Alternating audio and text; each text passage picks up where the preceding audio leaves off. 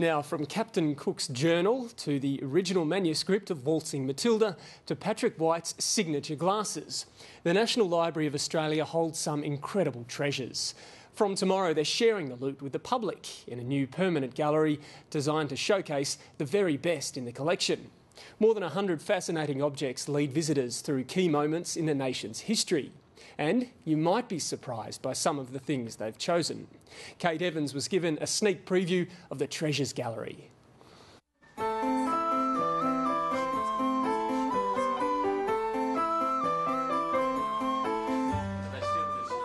Exhumed from the vaults of the library, they've been lovingly unwrapped and carefully arranged. From the obvious to the obscure, each tells a part of Australia's story. We're seeking to tell, I suppose, two major stories in the gallery. One is the history of Australia in about 120 works from Dutch mapping in the Dutch East Indies in the 17th century through to the present. That section's called Terra Australis to Australia. And the other section is really looking at international collection, Asian collections, rare books, early printed editions of things, prints and drawings, and it's a bit of fun. It's a 50-year dream come true for the National Library of Australia. Envisaged when plans for the new building were being drawn up in the 1960s, the library finally has a permanent gallery to display the gems of its vast collection. It has stemmed from the international show 10 years ago of International Treasures, where I think some people will recall that we had queues around the building. It showed us that the range and the significance of material that is held by libraries is spellbinding. We've always thought that, known that from this side, and that proved that the public was really, really fascinated, intrigued and delighted to actually look at material like this. From a collection numbering in the millions, National Library staff have laboriously selected 150 special objects. More often than not, they're symbolic. They're things that are standing for lots of other things in the collection. So you might see a rare book, which stands for thousands of rare books in the collection. And it's just our way of sort of encapsulating for people, essentially in one room, this is us. These are our stories. This is about how interesting we are as a people. And although this is a library, the exhibition includes not just books and manuscripts, but objects, paintings, photographs and maps. There's a game, one of Australia's, if not Australia's first board game, about race to the gold diggings. And it's about it's about trying to get people to come out here. You know, we were founded as a convict colony and people very quickly wanted to move beyond that and say, well, this nation has great potential. The more people we get, the better. Finding gold helped hugely. So you've got a whole section in the gallery which relates to the gold rush. Other treasures were selected for what they say about the nation's creative output.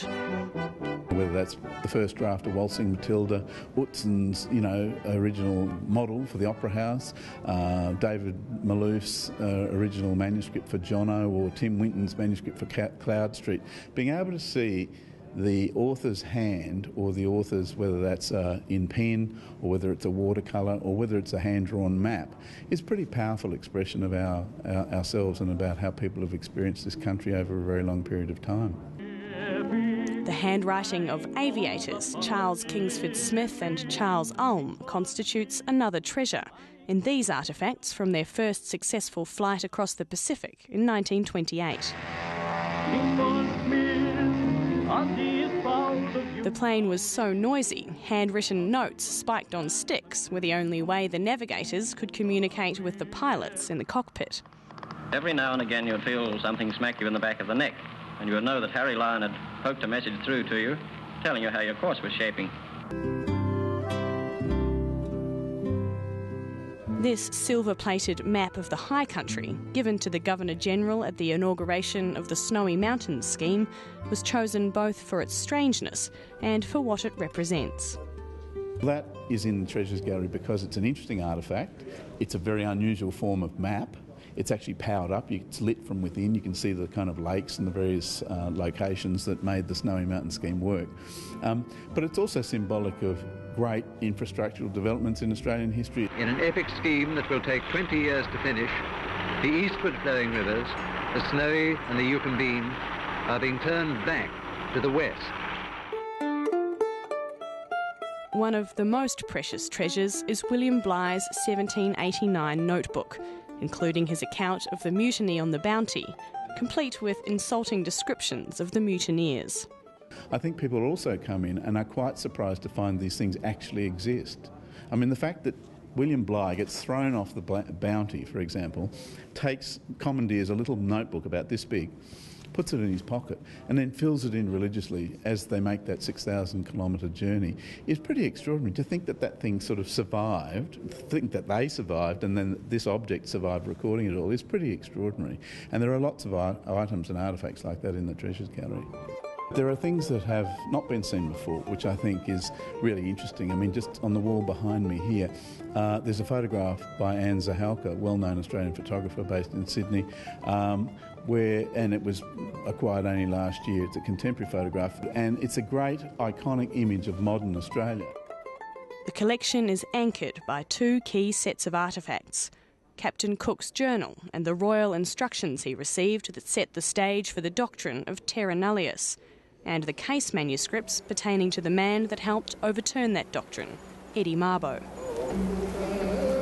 All this area was inhabited by Piandaran people. From my grandfather to my father and myself, makes it up to 20 generations altogether that we've occupied this area. According to the library, even in this age of widespread digital access to documents like these, seeing the real thing still resonates.